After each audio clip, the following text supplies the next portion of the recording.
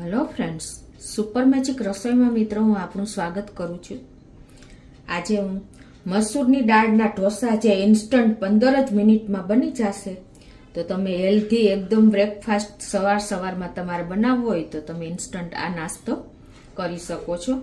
તો ચોક્કસ તમને આ વિડીયો ઉપયોગી થશે. ગમે તો લાઈક કરજો, શેર કરજો અને સબસ્ક્રાઈબ કરવાનું તો ભૂલતા જ નહીં. અને મિત્રો બાજુમાં રહેલ બેલ આઇકનને પણ પ્રેસ કરજો, જેથી કરીને લેટેસ્ટ વિડીયોની માહિતી તમને મળતી રહે. તો મિત્રો હવે ઇન્ગ્રેડિયન્ટમાં મેં જો આપણે દાળની મહારાણી એટલે કે મસૂરની દાળ, એને મેં 15 મિનિટ પહેલાં આપણે ગરમ પાણીમાં પલાળી લીધી છે. 1 કપ છે. જીરું છે, કલોંજી છે, ગાજર છે, લસણ છે, ટમેટું છે, મરચાં છે, આદું છે, ધાણા ભાજી છે, મીઠું લેશું અને તેલ છે. તો બનાવવાનું ચાલુ કરીએ. તો પહેલાં તો આપણે દાળનું પાણી કાઢી લેશું. હવે આ દાળને આપણે મિક્સર જારમાં નાખી દેશું. હવે એમાં આપણે 1 ઇંચ એટલે કે અડધો ગાજરનો ટુકડો નાખી દેશું. 1 મરચું નાખી દેશું. 1 ઇંચ આદુનો ટુકડો અને 1 ટીસ્પૂન જેવું મીઠું નાખીને પાણી 2 થી 3 ટેબલ સ્પૂન નાખીને મીડિયમ આપણે એનું બેટર તૈયાર કરી લેવાનું છે.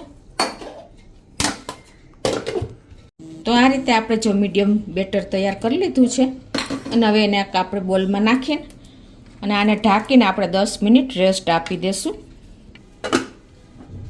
બેટર રેસ્ટ લે છે ને ત્યાં આપણે એક ચટણી બનાવી લઈએ.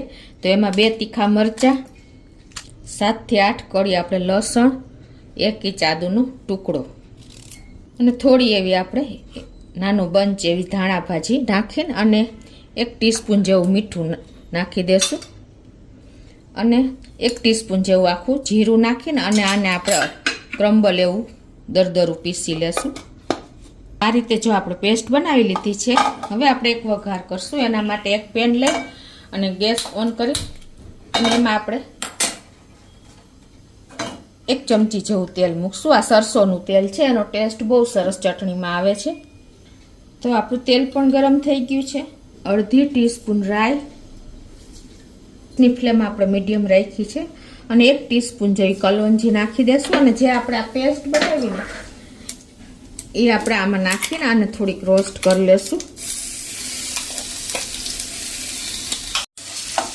તો આ રીતે આપણે એને થોડી એવી રોસ્ટ કરી લેશું. આ મિત્રો એકદમ સરસ આ ઢોસા સાથે, જે આપણે મસૂરના ઢોસા છે ને એની સાથે આ બેસ્ટ કોમ્બિનેશન છે ચટણીનું. તમે એક વખત ચોક્કસ આ રીતે ટ્રાય કરજો. તો આ રીતે આપણે 1 મિનિટ આ રીતે એની કચાશ દૂર થાય ને ત્યાં સુધી આપણે તેલમાં એને રોસ્ટ કરી લેશું. અને હવે આપણે આ રીતે હવે ગેસની ફ્લેમ બંધ કરી દેશું અને બંધ કર્યા પછી આપણે 1 વાટકી એટલે કે 1 કપ જેવું આપણે દહીં નાખીને અને એને મિક્સ કરી લેશું. આપણે ચાલુ ગેસે જો દહીં નાખશું ને તો આપણું દહીં ફાટી જશે, એટલે ખાસ નોટ કરજો. આ રીતે તમારે ગેસ બંધ કરીને જ દહીં નાખવાનું છે. તો હવે આપણે આ જે ચટણી બનાવીને એને એક બોલમાં કાઢી લેશું. તો આપણે બેટરને રેસ્ટ આપ્યો ને એને પણ 10 મિનિટ થઈ ગઈ છે અને જો આપણું બેટર પણ પરફેક્ટ તૈયાર થઈ ગયું છે.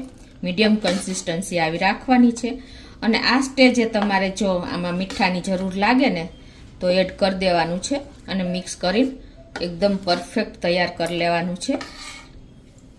હવે આ બાજુ મેં ઢોસાની લોઢી પણ ગેસ ઉપર મૂકી દીધી છે સ્લો ફ્લેમ ઉપર અને આપણી લોઢી પણ ગરમ થઈ ગઈ છે.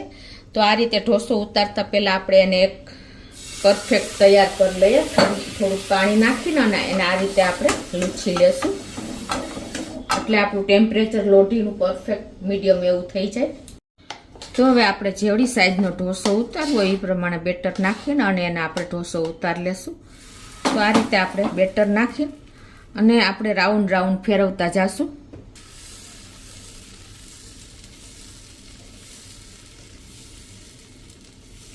મિત્રો આ ઢોસા હેલ્ધી અને ટેસ્ટી એટલા જ બને છે જે આપણે ચોખા દાળના બનાવીએ છીએ ને. ખાલી દાળના ઢોસા તમે એક વખત ચોક્કસ ટ્રાય કરજો.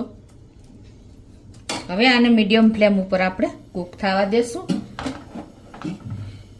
અને આપણે ફરતું ઓઇલ લગાવી લેશું. બટર, ઓઇલ, ઘી કાંઈ પણ તમે લગાવી શકો છો.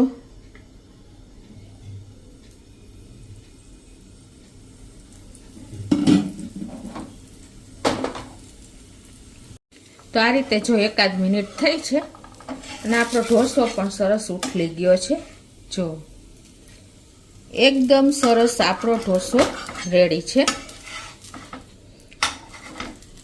તો આ રીતે તમે ઇઝીલી નોનસ્ટિક પેન કે આપણે લોખંડની પેન ઉપર ઢોસા ઉતારી શકો છો.